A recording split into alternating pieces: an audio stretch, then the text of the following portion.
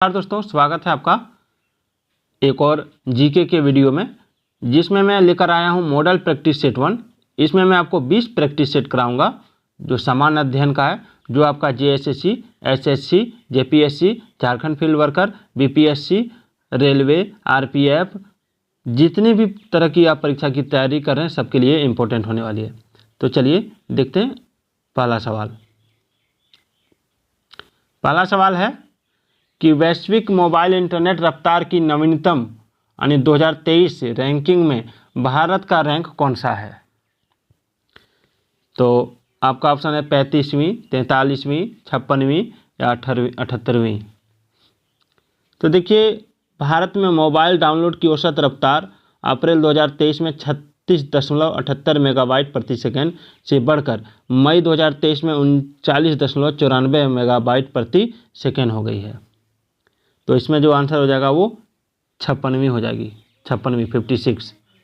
चलिए नेक्स्ट सवाल है कि विश्व बैंक की जून 2023 की ग्लोबल इकोनॉमिक प्रोस्पेक्टस रिपोर्ट में चालू वर्ष 2023 में विश्व में वृद्धि दर कितने प्रतिशत रहने का अनुमान व्यक्त किया गया था। तो देखिए, इसका राइट आंसर क्या होगा, 2.1%, 2.1%।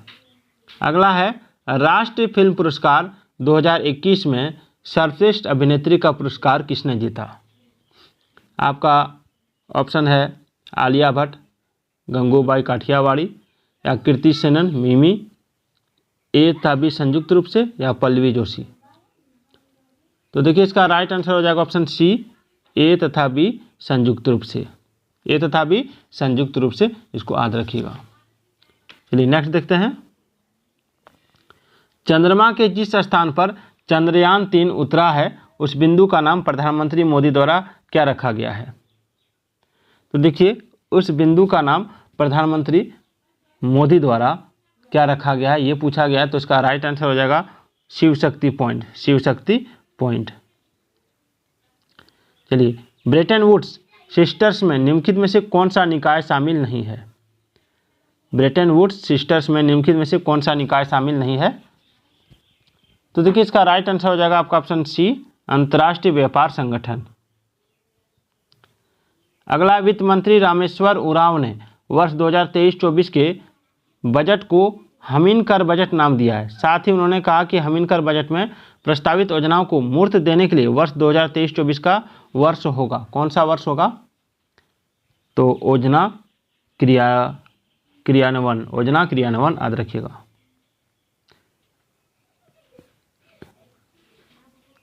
चलिए आगे बढ़ते हैं।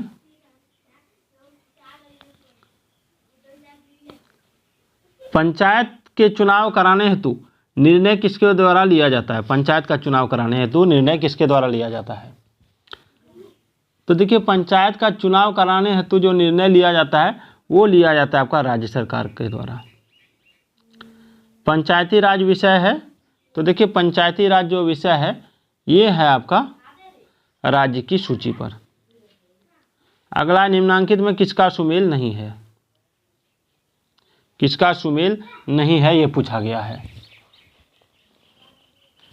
तो देखिए, आलमगीरपुर उत्तर प्रदेश, लोथल गुजरात, कालीबंगा हरियाणा, रोपड़ पंजाब। तो इसमें हरियाणा का सुमेल नहीं। कालीबंगा राजस्थान में है। कालीबंगा कहाँ है, राजस्थान में है। ठीक है, कालीबंगा राजस्थान के हनुमानगढ़ जिले में स्थित है और इसकी खोज अमलानंद घोष ने 1951 में की थी, याद रखिएगा।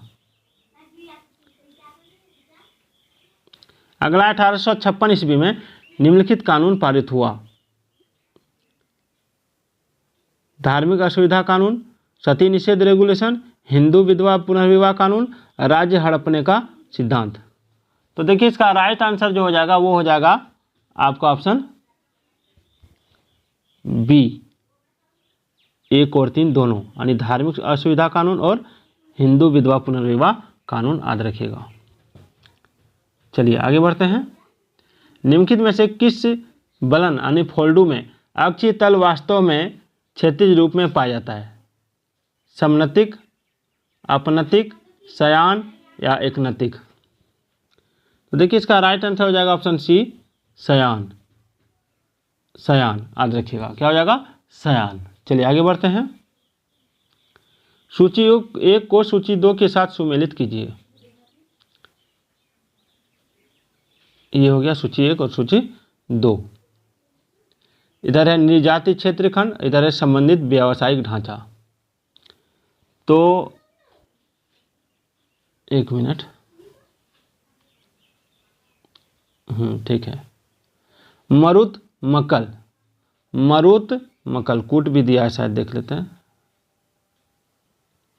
कूट भी दिया है, हाँ कूट भी दिया है। इसमें कूट भी दिया है। क्या लिखा है? मरुत मक्कल पशुचारक, कुरवन मक्कल मछली पकड़ने वाले लोग, मुलई मक्कल हलवाहा, नैतल मक्कल पहाड़ पर रहने वाले लोग। तो इसको क्या करना है? मिलान करना है। चलिए 17 नंबर सवाल है कि कोशिकीय अंगकों के किस घटक का मुख्य कार्य द्रव्य को संवेष्टित कर अंतर कोशिकीय लक्ष्य तक पहुंचाना या कोशिका के बाहर सेवन करना है? तो इसका राइट आंसर हो जाएगा आपका ऑप्शन ए, गोल्जी काय। किसका? गोल्जी काय। चलिए, वर्ष 2011 की जनगणना के अनुसार भारत का दूसरा सबसे बड़ा धार्मिक अल्पसंख्यक समाज कौन सा है?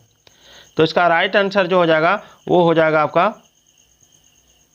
ईसाई।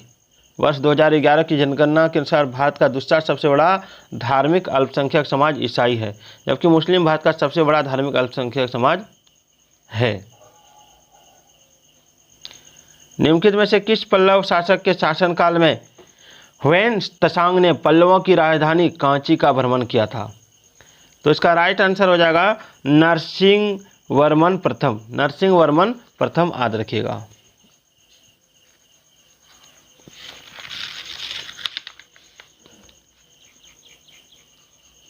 चलिए नेक्स्ट क्वेश्चन। प्रसिद्ध भारतीय संगीतकार उस्ताद अलाउद्दीन खां का संबंध निम्न में से किस वाद्य यंत्र से है? तो इनका वाद्य यंत्र था अलाउद्दीन खां का सरोद। क्या था? सरोद याद रखिएगा। और उन्हें 1958 में पद्म भूषण पुरस्कार से सम्मानित भी किया गया है। केंद्रक एवं कोशिका झिल्ली के मध्य एक जेली के समान मौजूद पदार्थ को क्या कहते हैं? तो केंद्रक तथा कोशिका झिल्ली के मध्य एक जेली के समान मौजूद पदार्थ को कोशिका द्रव्य कहते हैं। भारतीय क्रिकेट कंट्रोल बोर्ड बीसीसीआई की स्थापना सन डैश में हुई थी। बीसीसीआई की स्थापना कब हुई थी? तो बीसीसीआई की स्थापना 1928 में हुई थी, भारतीय क्रिकेट कंट्रोल बोर्ड की। याद रखिएगा। विद्युत धारा के प्रवाह को रोकने या प्रारंभ करने के लिए, परिपथ को तोड़ने अथवा पूरा करने के लिए किस युक्ति का यानी किस डिवाइस का प्रयोग किया जाता है? तो देखिए इसका राइट आंसर हो जाएगा स्विच का। किसका? स्विच का।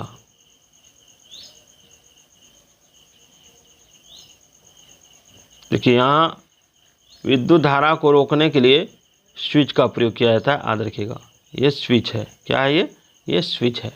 ठीक है।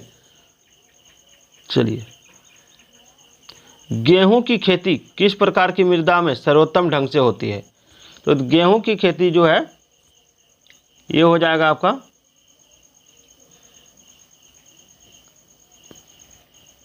दोमट मिट्टी, जिसको बोलते हैं सुअपवाहित दोमट मिट्टी। याद रखिएगा। ठीक है। 25वां नंबर सवाल है कि निम्नलिखित में से कौन सा कन्वेंशन प्रोटोकॉल जो है जैव विविधता पर संयुक्त राष्ट्र अभिसमय द्वारा कवर किए गए आनुवंशिक संसाधनों के उपयोग से प्राप्त लाभों के बंटवारे को अनिवार्य करने से संबंधित है? तो आइए इसको देखते हैं। अगला इसका ऑप्शन देखते हैं। इसका ऑप्शन है Nagoya protocol, basal convention, Kyoto protocol या स्टॉकहोम कन्वेंशन। तो देखिए इसका राइट आंसर हो जाएगा आपका ऑप्शन ए, नागोया प्रोटोकॉल। आनुवंशिक संसाधनों तक पहुंच पर नागोया प्रोटोकॉल और जैविक विविधता पर कन्वेंशन के लिए उनके उपयोग से उत्पन्न होने वाले लाभों का उचित और न्यायसंगत साझाकरण एक अंतर्राष्ट्रीय समझौता है। इसका उद्देश्य आनुवंशिक संसाधनों के उपयोग से उत्पन्न होने वाले लाभों को उचित और न्यायसंगत तरीके से साझा करना है। और यह 12 अक्टूबर 2014 को लागू किया है, जिस पर 50 देशों ने हस्ताक्षर किया है। चलिए अगला सवाल देखिए। अगला, निम्नलिखित युग्मों पर विचार कीजिए। निम्नलिखित युग्मों पर विचार कीजिए। उपयुक्त युग्मों में कौन सा सही सुमेलित है या नहीं है?